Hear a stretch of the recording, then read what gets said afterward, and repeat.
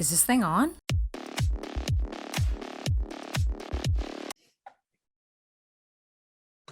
Hello, everyone, and welcome to the Voice Podcast, the podcast for students by students. And with me here is Leigh. Leigh, please kindly introduce yourself. Everyone.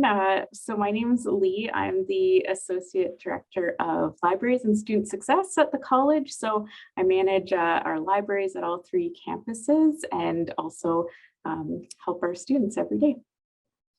Thank you so much. Please, I'm very sorry for pronouncing your name wrongly. Oh, no.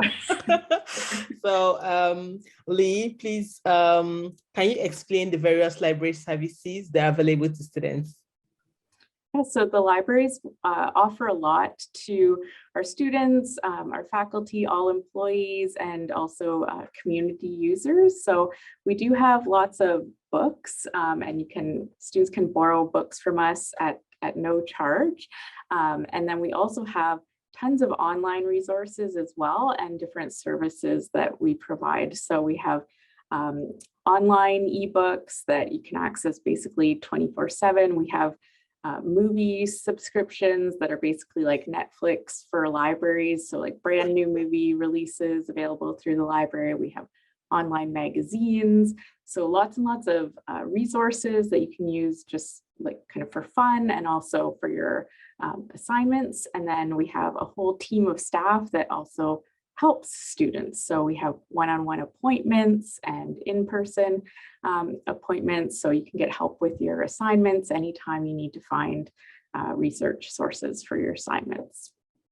That's amazing. I didn't know all these services were available at SLC for students, to utilize. Didn't know that. Wow. And there's much more. I can't even list everything off the top of my head, but we also have just like amazing study space, quiet study space, group study rooms. So like everything from, the physical resources to, fun stuff or like children's books that you can borrow for reading to your family as well. Wow, that's amazing. Really, that's amazing. So how can students access these resources? Where can they find you, like online and in person? Yeah, so the library has its own website, so you can get to it from the SLC Me portal is kind of the best place to find the library, or through the college's website. We also have lots of social media profiles. So we have a YouTube channel and Instagram presence and stuff, so you can get updates there. But as a student, you have basically a free library account. So there's no kind of extra steps you need to take when you land on the library website. You basically just your regular SLC credentials that you use for logging into Blackboard or the email and things like that are all you need, and you'll just kind of be automatically authenticated and have full access to everything that we have. And if you're stuck, you just need to come and visit us or call us or even text us. And we can help you through the process if you've never used the library before. That's awesome. Really, that's awesome. So how can students improve their research skills? Sometimes it boils down to not understanding how to get the resources that are available, get those do good research.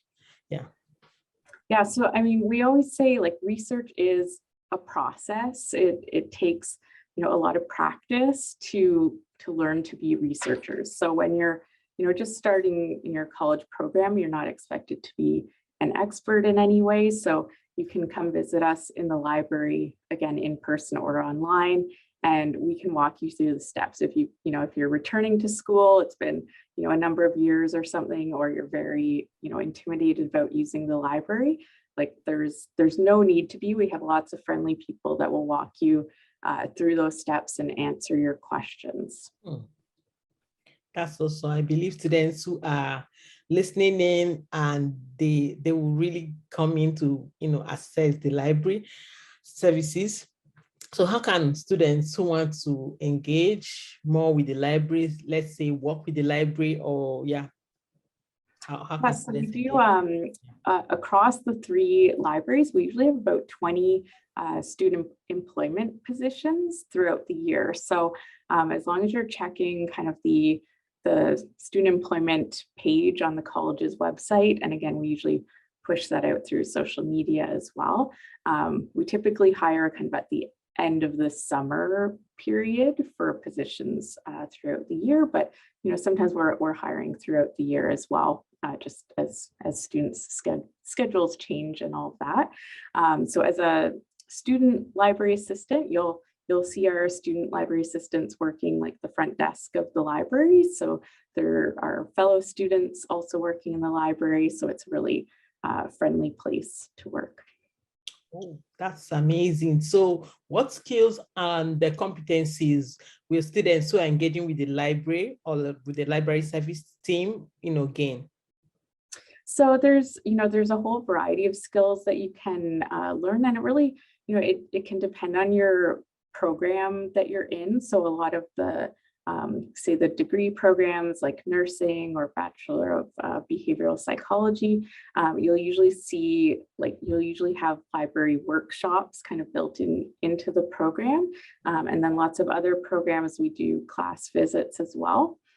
We also have tons of online like videos that we make in-house to help with skill building as well. So I think the most important skill that you can build is kind of the evaluation of information and understanding what's a credible academic source beyond, just what you find through, Google or Facebook or other things online. So that searching for appropriate sources and, understanding kind of the scholarly impact of research sources and, making sure that you're kind of effectively meeting your assignment requirements.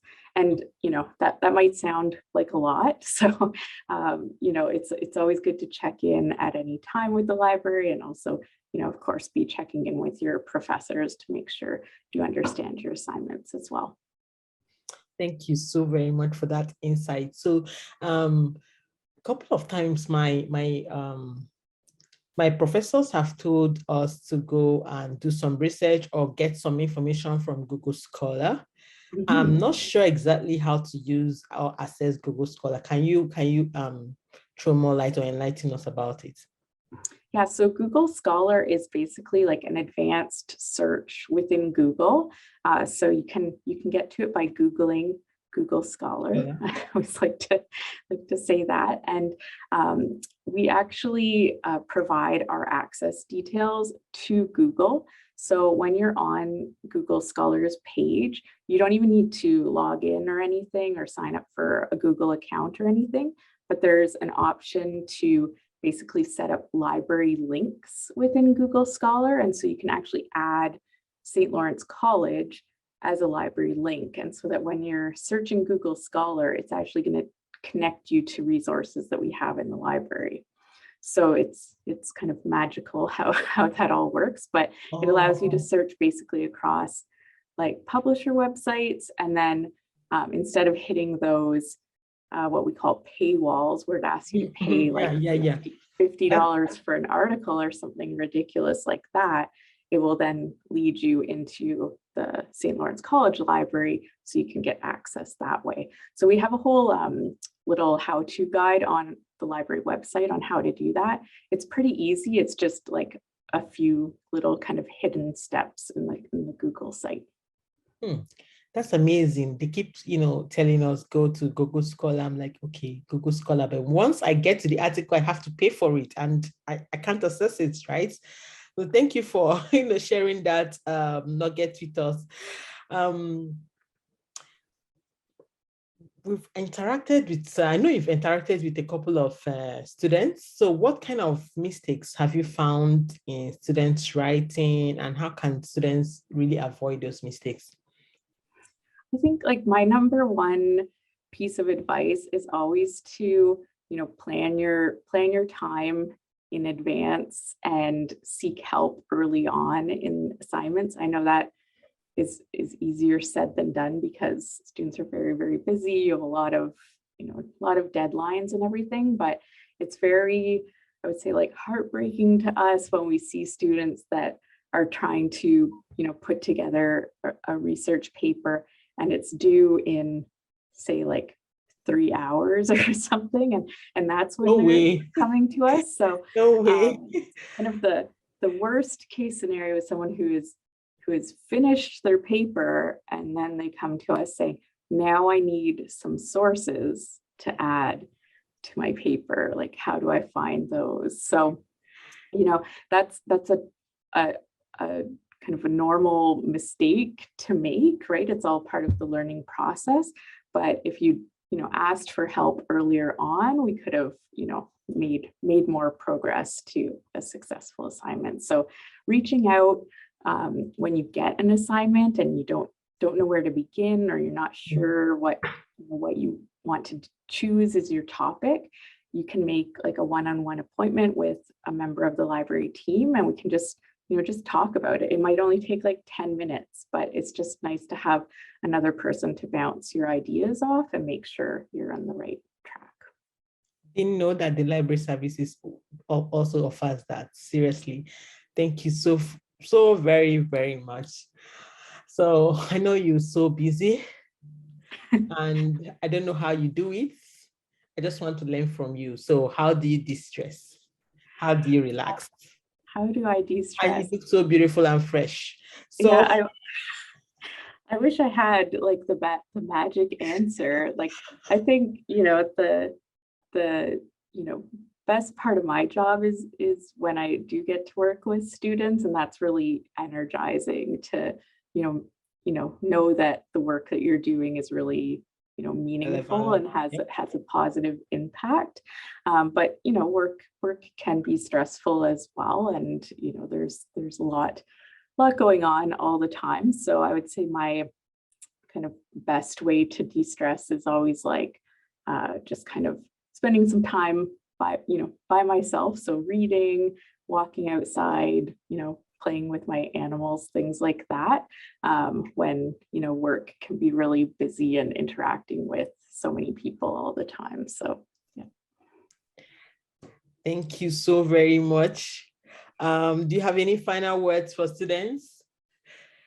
Any last words you want to share with us? Yeah, I would just say, like, don't be shy about the library. Like, we do know it can be intimidating. We have beautiful library spaces on all 3 campuses, and just a whole friendly team to help you. So there's no kind of silly questions to ask at the library. This is, you're not bugging us when you come for help in the library. So don't be shy. And then also, don't worry about like breaking the system or the search or databases. It's really just about experimenting and trying your search. And if you run into like a broken link or can't get access to an article, that's very normal part of the process. So you just need to reach out and we can, find things and make things work behind the scenes for you. So we try to ease, any frustration that might come about through the search process, because, carrying out, a whole bunch of assignments throughout the semester is very stressful. So we're here to help. Thank you so very much, Leigh. I am so pleased that you took out time out of your very busy schedule to to share this novel information with us. And I know that our students will be so pleased, and they will continually come in to seek the services provided by the library. And really, thank you so much for coming on the podcast. Well, yeah, thank you so much for having me. And we really, look for any opportunity to promote the library and share with students. So yeah, if this reaches more people, we're very pleased. So yeah, thank you so much. Me for one, I'll be coming to the library very often now. I've been using library services on the website, Google Scholars. I now know how to do that right now. So, I mean, so much I've learned from you today. Thank you so very much for sharing that with us. Really appreciate. All right. Thank you so much. Take care. And thank you everyone for listening, watching this podcast. Please remember to follow us on all our social media handles at SA Voice Podcast, and listen to us on all listening channels at Spotify, Apple Podcasts, at The Voice Podcast. Thank you everyone, and bye. Bye, Leigh.